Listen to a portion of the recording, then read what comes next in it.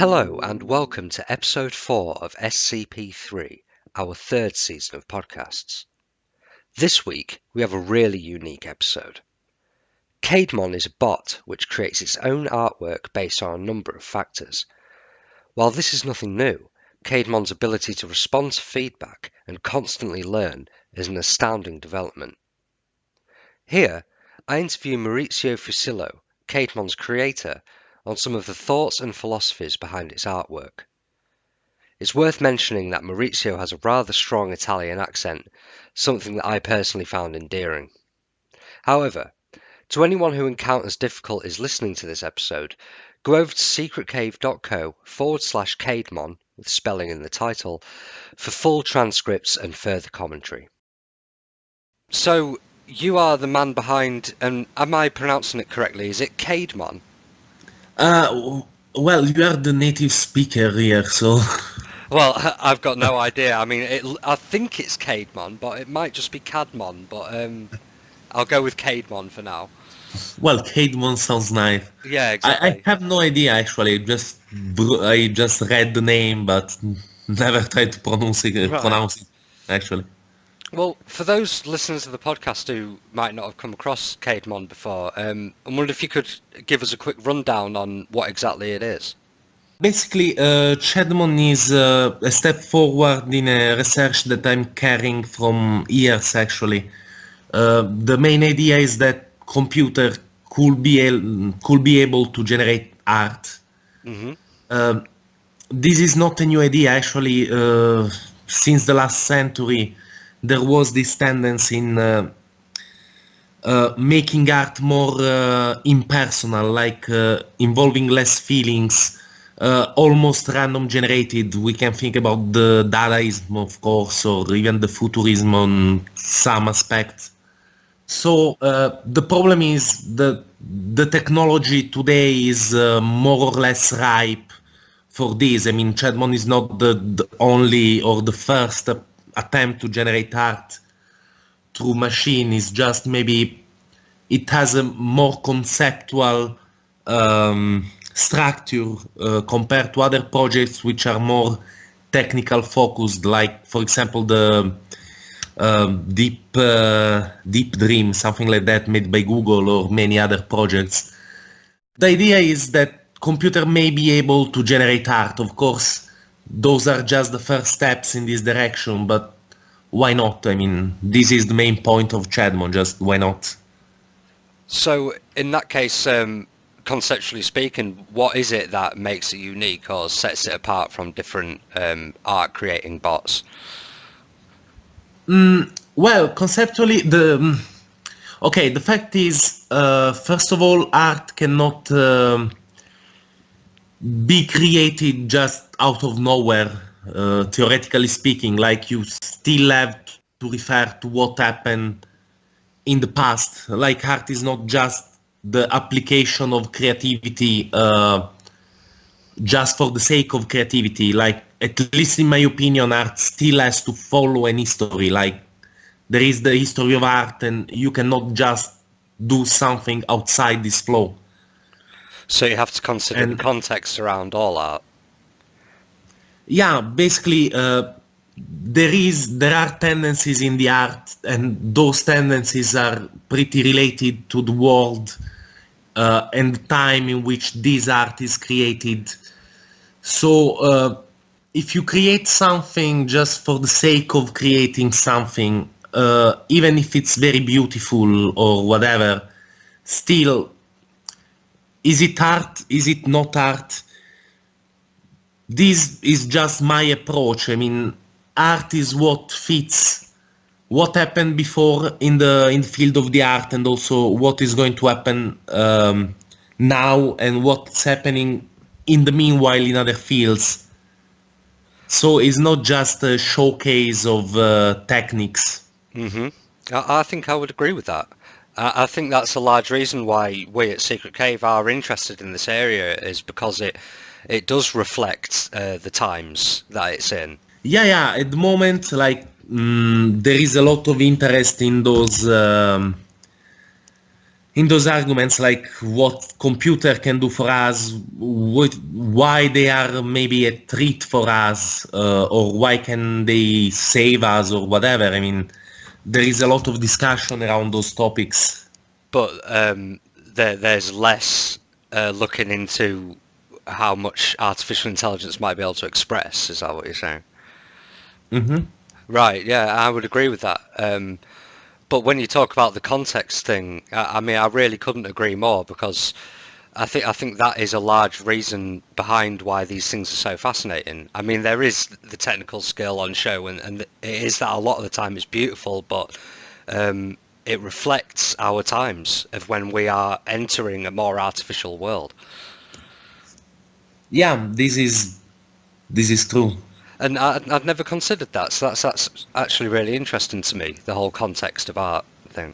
And also again, it's not a new thing that someone thought about machine that can create art, like the Dadaist and the Surrealist. There was already in the last century this idea of taking away the feelings from the art. Hmm. And actually, computers are our best bet to achieve this. Like, if we manage to generate art in a way that which is totally independent by humans, I mean, this is something totally new. It's something that was never done before. There were attempts, but just now the technology is ripe to do this. And it's a subject that I've looked into a fair bit, and the variety is quite astounding, actually, of these various different artificial intelligences coming out with art. There's so much variety out there, it seems. Yeah, yeah, and they are going to touch basically every aspect of the life, like not only art, like visual art, but also music. And I was just reading about that. There are many interesting project of artificial intelligence applied to music, but as well as, for example, entertainment. Like there are video games which are totally generated by artificial intelligence. Hmm. I mean, it's a thriving field at the moment. Of course, I mean, it was like the whole crux behind No Man's Sky and everything, which Hmm. we've written a lot about the whole procedural generation thing, and we was a bit negative about it. But having heard what you've said about context, that's really kind of made me reconsider a lot of it. Yeah, well, the problem in the past was that actually the technology was not ready for this. And I mean, if we take into account what happened in the last 2, 3 years in this field and how fast this field is growing, we can expect that in 10 years more, I mean, we will deal with the contents generated totally by a machine, and it will be extremely natural and maybe even better. And how much do you think that that will have a synergy with human art? Do you think that human art might start to suffer or degrade as it starts to become more of a thing? I don't actually know. I mean, the purpose of my project is just trying to demonstrate that it's possible to do art with that machine can do art. But I mean, think about photography. When photography came up, everyone said, yeah, this is the end of the art as we know. And yeah, actually it was not true. I mean, still today there are people who do figurative arts and they have a market. So Oh yeah, absolutely. But maybe it's become a little diluted with how much everybody can kind of create their own album now. They can create their own art easily on free software. It's a little bit diluted, isn't it?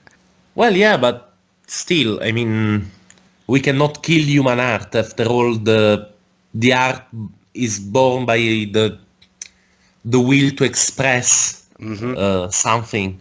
So, and this is very connaturated to the human nature. So, I mean, we will never kill the traditional artist. I completely agree with that. But one thing that I think is interesting is how much do you think that Caedmon then has in common with human artists? Well, actually, it's trained on what happened in the history of art since, let's say, Roman times until now, and not only in Europe but in every part of the world. So he's learning from that. Mm-hmm. I mean, we cannot create again something that is totally new. We have to learn from the past, and in this, Caedmon is trained on something like 10,000 pictures from the whole history of art, and those were made from humans. So, I mean, he's just trying to learn what art is for us and creating something which may be art for us. Well, for And me, so also, far, it's been a success. But go on, what was you going to say? well, it's giving me a lot of satisfactions, we will say. I can imagine. It's a nice hobby. It's something that you have to check every day how it's going, how it's proceeding, and also I mean, if you check a little bit the pictures that he generated in the very beginning and the picture that he's generating now, they're pretty different. And also in this case, I mean, the feeling, the feedback for Caedmon is what the people like actually. So even if this is generated in a totally human agnostic way, meaning that Caedmon doesn't actually feel something when he creates the art, still the feeling is in the eyes of the person who is seeing this art. Which puts a whole new, well, it's not new, as you say, it's been around for a long time, but it's a twist on art that's becoming, more prevalent to people. People are seeing it more. That, for centuries and centuries, we were only really considering what was in the artist's mind, in the writer's mind, and they were kind of put on this godly platform. And things like this are showing us how much of it is in us anyway when we look at the art, when we take it in. Yeah, this is actually what I was saying. Like, it's even this is not a new principle. If you think about the Dadaists, the Surrealists, they used to write poems just taking out from a hat random word cutted from newspapers. Mm-hmm. Or if you think about the Futurists, like they were using just sounds for their poems, like onomatopoeic sounds. I don't know how to say Yeah, that in English. I think that's I right. mean, I mean, this is interesting. Is moving, as you say, the shift from what is in the artist's mind in what is in the observer mind. But the fact is, like the Dadaists, for example, they did it in a totally random way because they didn't knew anything better than this. They didn't have the technology for doing this. Now we have a technology which allows the machine to actually learn and take decision based on what it learned. And I mean, in the same time, is the observer who gives then a feeling. How can I say that? Like it charges the artwork with some feelings. Yeah, definitely. And what I was going to say is how I've seen a lot about how it says how it learns actually from feedback on Twitter and from things people might say. I don't exactly know how that works. Could you give us some background on how it learns from people, not just from art? Basically, the Caedmon process compared to other approaches to the art learning from the machines, Caedmon approach is more based on what we can. I mean, we can define it as a natural evolution. We take the same concept used by natural evolution to generate something, to learn something. Basically, what Caedmon does is he analyzes two of the images in his collection, which may be images that are already generated by him, so he's reinterpreting his own picture, or he's interpreting a picture from some other author. What he's doing is he's statistically analyzing those pictures and kind of extracting a DNA which he can use to rebuild a similar picture. Then what happens is Caedmon mixes those DNAs in order to generate from this string of informations a totally new picture. And this is pretty basic, but what happens later is Caedmon is able to gather feedbacks based on this. So what happens behind the scenes is every picture, we can imagine every picture as a living element which can pass down to the generation its own DNA.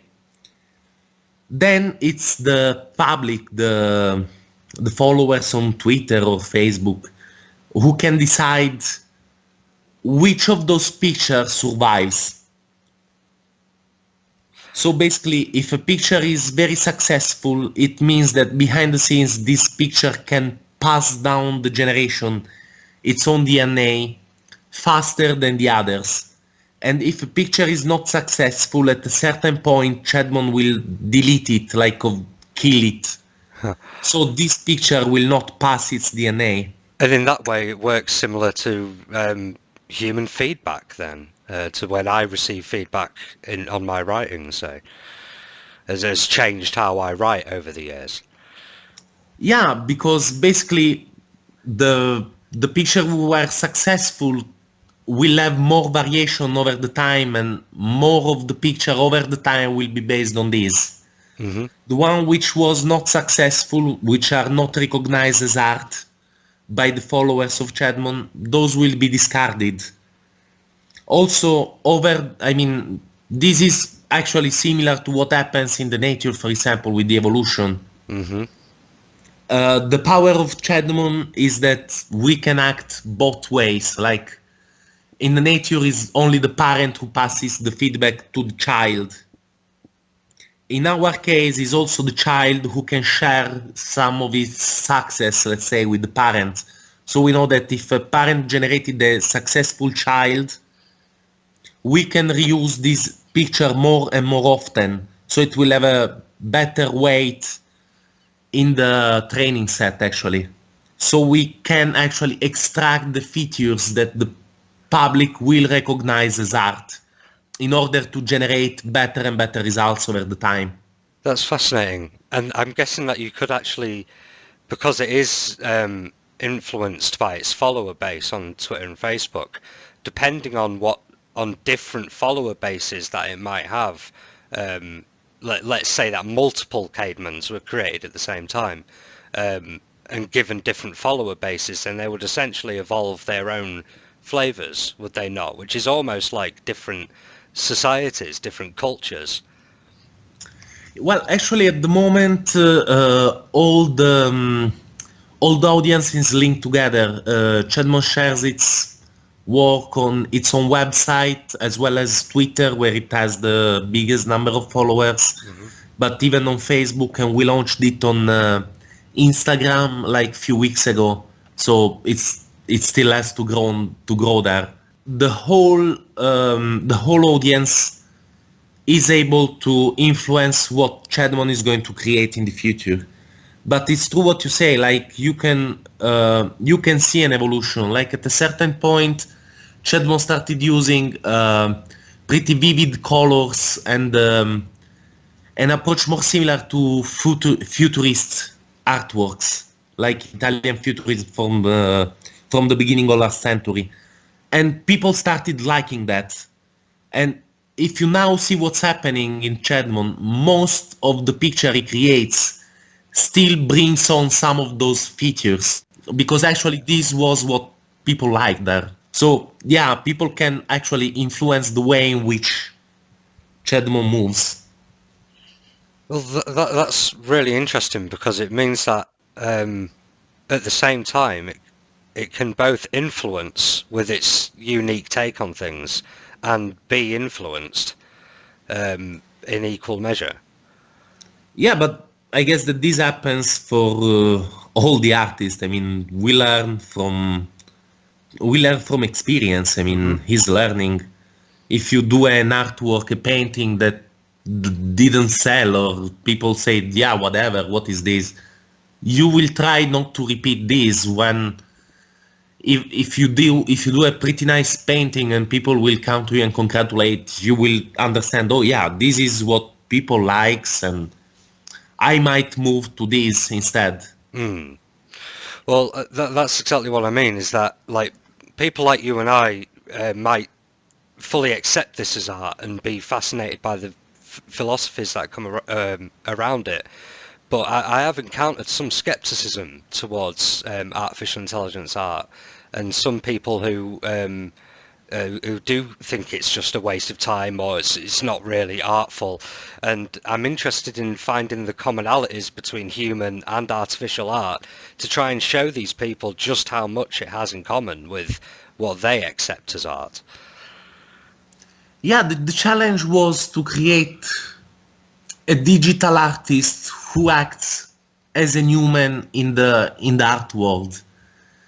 Like, again, it's nice to have the killer app who will generate wonderful paints, but this was not my intent. Like, there are other libraries, for example, which generate extremely nice pieces of art, but they are just this. They are just libraries. Caedmon was an attempt to create an organic. To create actually something that can be seen as alive. Well, you say it's an attempt, which I find interesting, because for me, as essentially a fan, because I follow Caedmon and I regularly like its art, to me as a fan, it doesn't feel like just an attempt. Like that is exactly what I'm getting across. I can see this evolution. I enjoy the artwork in most cases, and it makes me feel something. So in that sense, oh, no problem. But in that sense, it's a success. So how successful do you consider it? I'm very satisfied by this project, but the fact is, this is not my first project.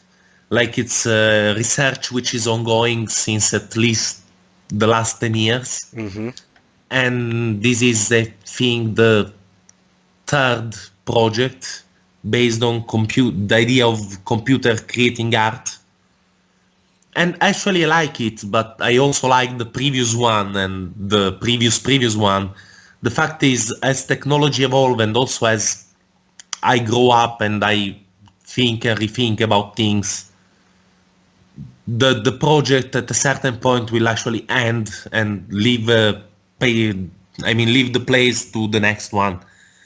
Because it's my research. It's to answer the question, I'm happy about the Caedmon results, and I'm also a fan of Caedmon because I have no way to influence what he does. Once he left it in the wild, he has a life of he has a life. Absolutely. I cannot control it.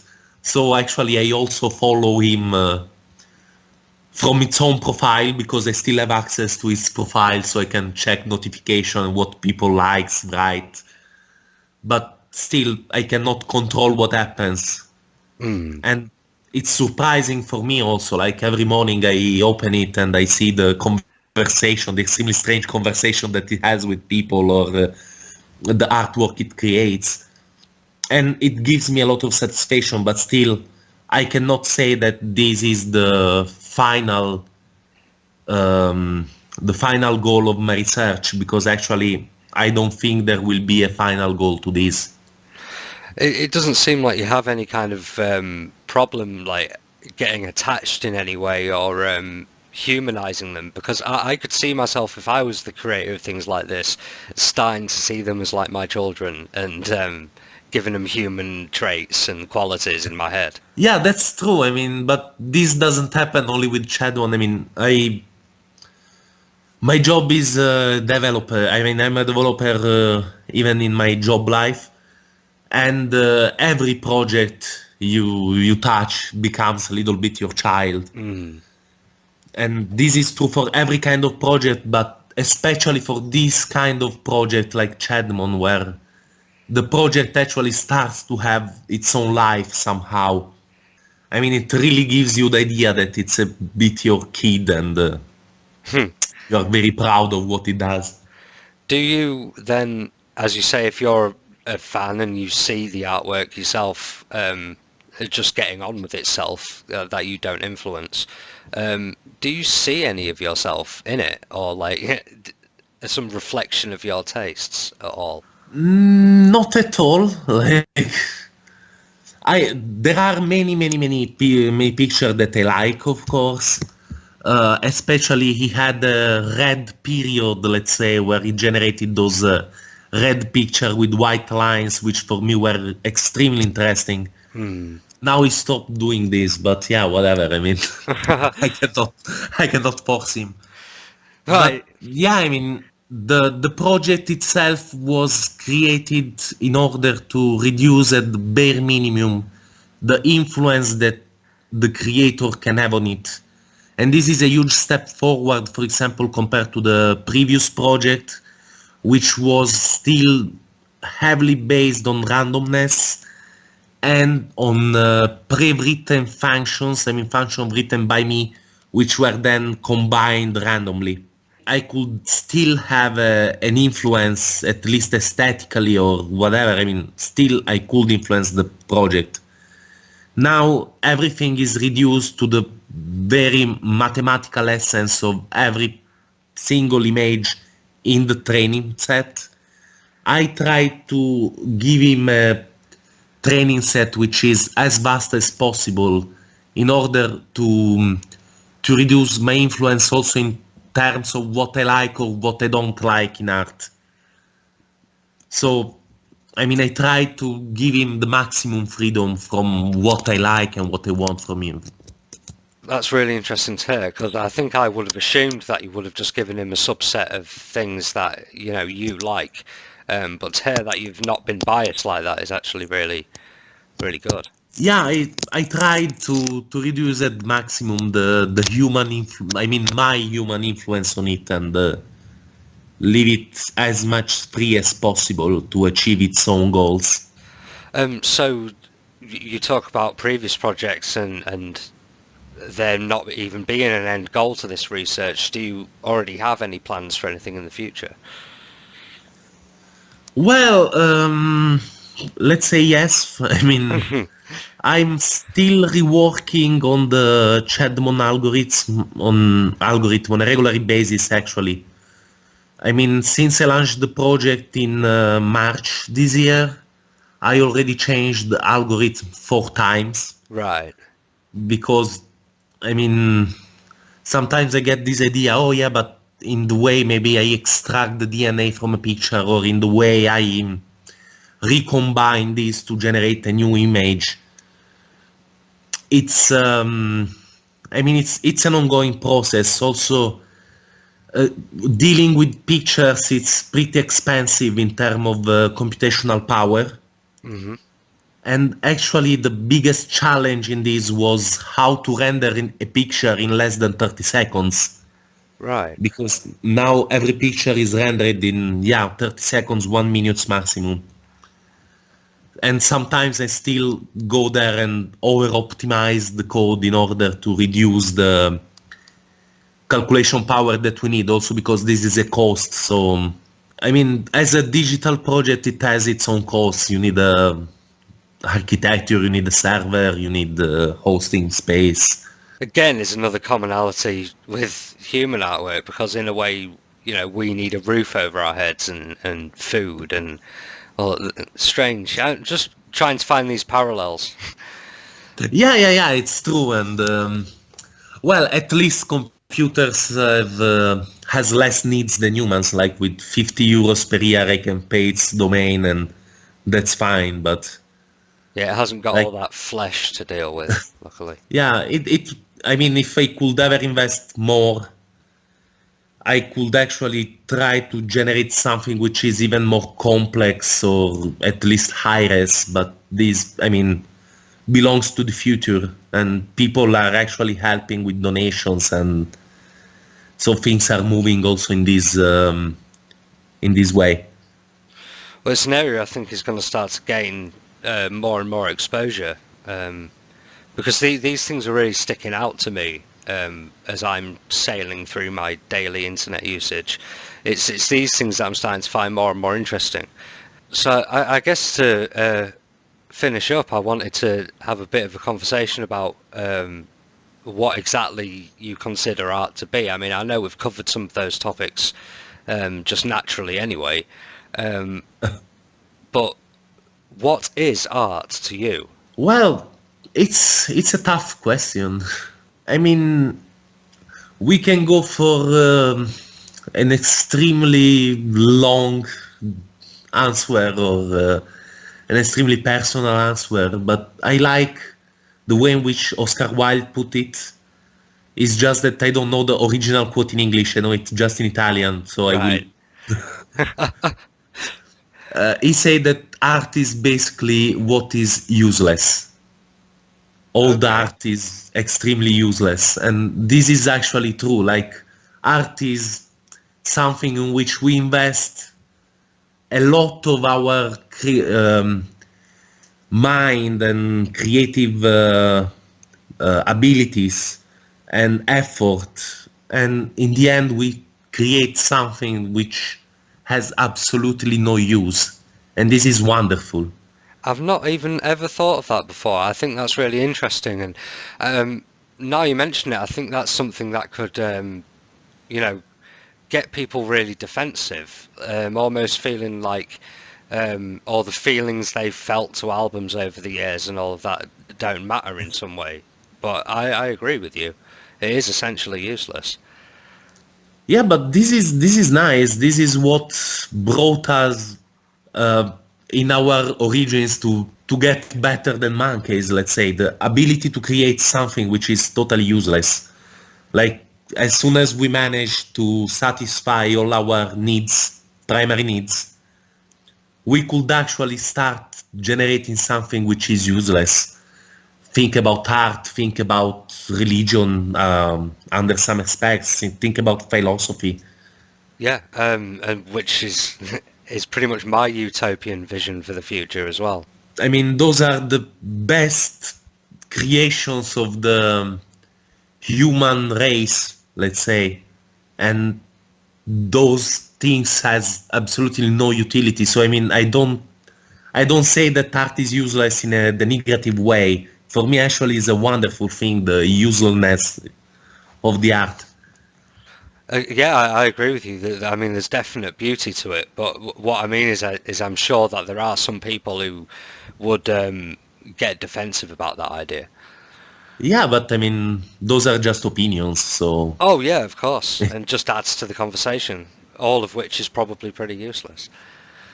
yeah, but that's what I like about it. So Yeah, yeah, definitely. Because you're right.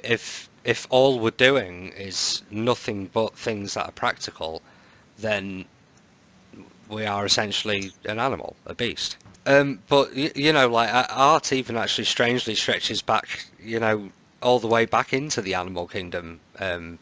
Weirdly enough, you can see evidence of it starting to be birthed. So it does seem like pretty important in a way to me. yeah, I'm not trying to take away value from this. I mean, Oh no, no, not at all. I mean, it's just interesting to consider the importance of uselessness. yeah, and so the idea is also that, I mean, machine until now always had a purpose. Like, you start your computer and you have a purpose. I want to check Facebook. I want to create a picture with Photoshop. I want to do this. I want to do this. While Caedmon is a machine who is started and does things just for the sake of doing things. I mean, doesn't have a purpose. Is a machine who works for absolutely no purpose. Hmm. So this is also pretty amusing, and this maybe is what's new in Caedmon. Like, it totally doesn't have any purpose. Yeah, and then there's a comedy to that actually. As now you mention it, and And that, again, is making us feel something. Yeah, I mean, my approach to art is mostly Dada, and what's nice about Caedmon is instead that he's strictly figurative and he puts maximum effort in the aesthetic of the image more than the concept. So we are actually at the antipodes in what we try to achieve with art, and that's also extremely funny. Well, it's a really fantastic project, man, and I'm really glad you've come on to talk to me about it today. Thank you, and thank you also for your interest in this. It's always very nice when someone shows appreciation for something that they create and wants to know more. I mean, make me feel very nice about this. Oh no, that's no problem, man. As I say, we're genuine fans, and we've written about this kind of thing before, but I've found Caedmon to be particularly striking, so I really wanted to get you on to speak about it. Thanks a lot, and thanks for the interview, and have a nice evening. Same to you. Bye for now. Bye. Thank you for listening to this SCP-3 episode, and make sure to check out Caedmon through links provided in the description. To support us and show us if you've enjoyed listening, go ahead and click like and subscribe. Visit our site at secretcave.co or follow us on Twitter where we're @_secretcave. Next week, we'll be inviting two previous guests, MC Cat and March, to join Benjamin and I for a long talk about Latvia. Come back here 3 p.m. every Friday for a new episode, and until then, bye for now.